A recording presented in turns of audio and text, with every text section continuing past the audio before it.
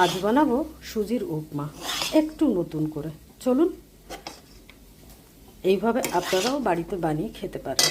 আর আমাকে কে কে এরকম শুকনো খোলায় সুজিটাকে ফার্স্টে খুব ভালো করে লাল লাল করে একটু ভেজে নেব, মানে একটু গোল্ডেন করে।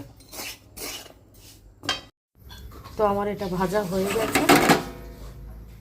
এবার দেব সাদা তেল। আলু কেটে নিয়েছি ডুমো ডুমো করে। আলুগুলো ভেজে নেব। এর ভেতরে ভাজতে ভাজতে পেঁয়াজ, ক্যাপসিকাম, গাজরটা অবশ্য নেই আমার, সব দিয়ে একসাথে ভাজবো। পেঁয়াজ দিয়ে দিয়েছি, এবার ক্যাপসিকামও দিচ্ছি, সব একসাথে দিয়ে ভাজবো এটাকে।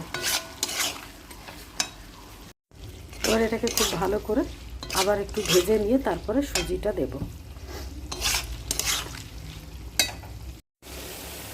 এবার সুজিগুলো দেব।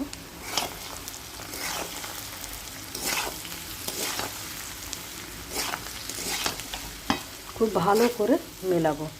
এবার দেবো অল্প অল্প করে একটু একটু জল, কারণ সুজিগুলোকে তো ফুলতেও হবে। আমরা অল্প অল্প করে জল দেবো, ভালো করে আবার একটু জল দেবো। আমার বাড়িতে কেউ ক্যাটক্যাটে মার্কা উপমা খায় না, তো আমাকে একদম, আপনারা সর্ষে কারি পাতাও ফোড়ন দিতে পারেন, আমি দিই না কারণ আমার বাড়িতে খায় না এরা। আমি 500 সুজি করেছি, এটা ফুলে ফেপে এক কড়াই হয়ে গেছে। সবজিটা আপনাদের আন্দাজ অনুযায়ী দেবেন, যে যেরকম খায়।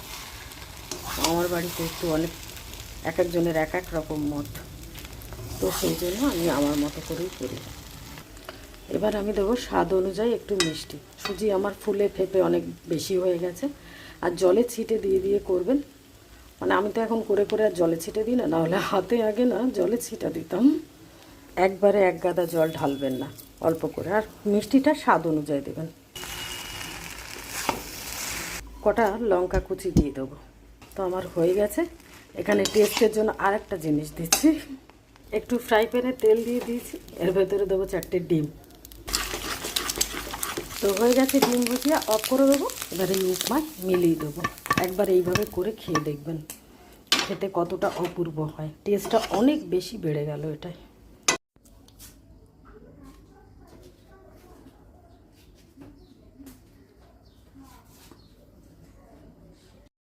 অর্ধেক খাওয়া হয়ে গেছে আর অর্ধেকটাই রয়েছে।